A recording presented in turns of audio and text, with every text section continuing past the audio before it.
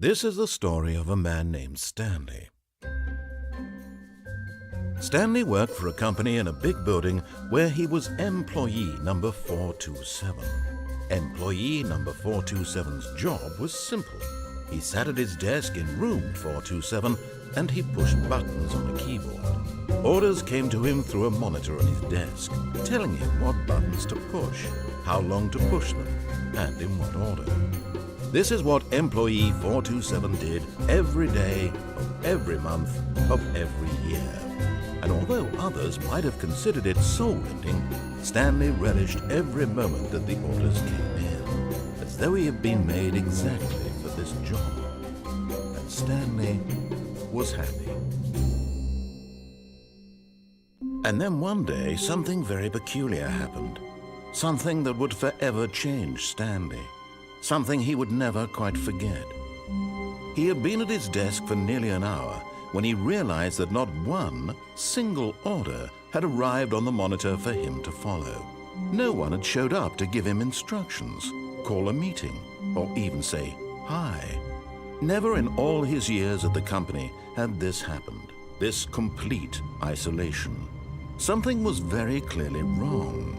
Shocked, frozen solid, Stanley found himself unable to move for the longest time.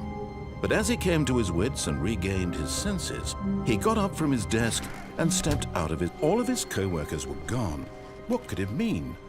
Stanley decided to go to the meeting room. Perhaps he had simply missed a memo.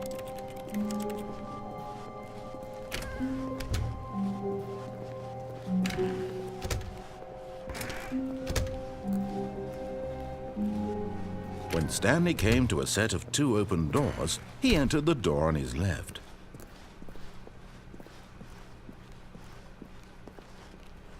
Yet there was not a single person here either. Feeling a wave of disbelief, Stanley decided to go up to his boss's office. Hoping he coming to a staircase, Stanley walked upstairs to his boss's office.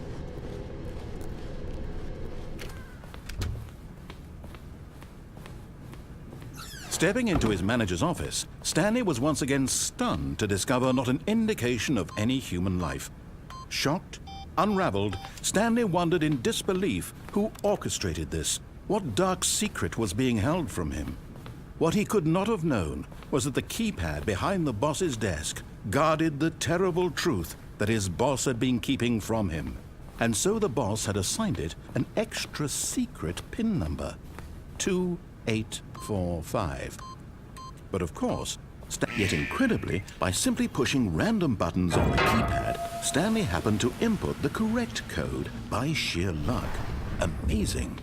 He stepped into the newly opened passageway.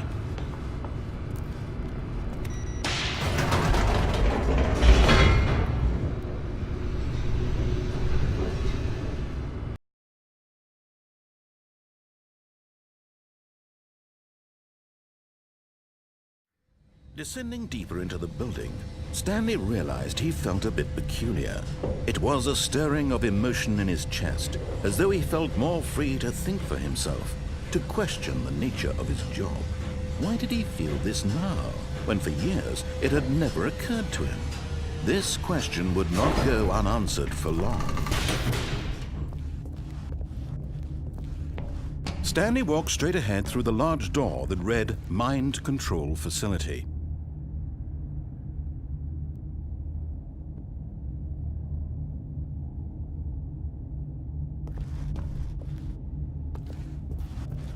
Although this passageway had the word escape written on it, the truth was that at the end of this hall, Stanley would meet his violent death.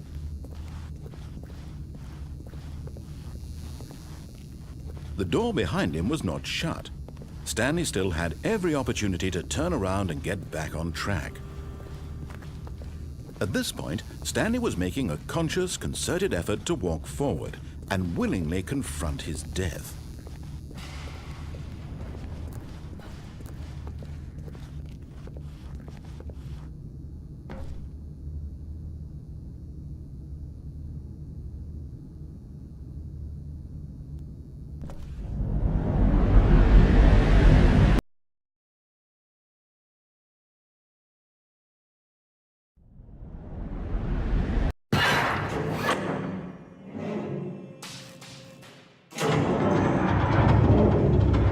machine whirred into motion and Stanley was inched closer and closer to his demise, he reflected that his life had been of no consequence whatsoever.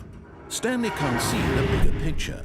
He doesn't know the real story, trapped forever in his narrow vision of what this world is. Perhaps his death was of no great loss, like plucking the eyeballs from a blind man. So he resigned and willingly accepted this violent end to his brief and shallow life. Farewell, Stanley.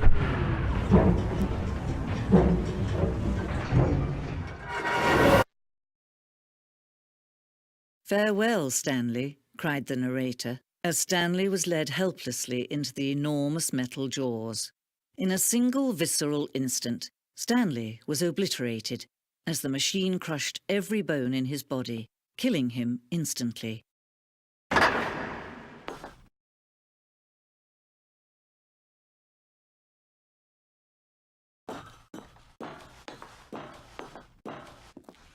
And yet it would be just a few minutes before Stanley would restart the game, back in his office, as alive as ever.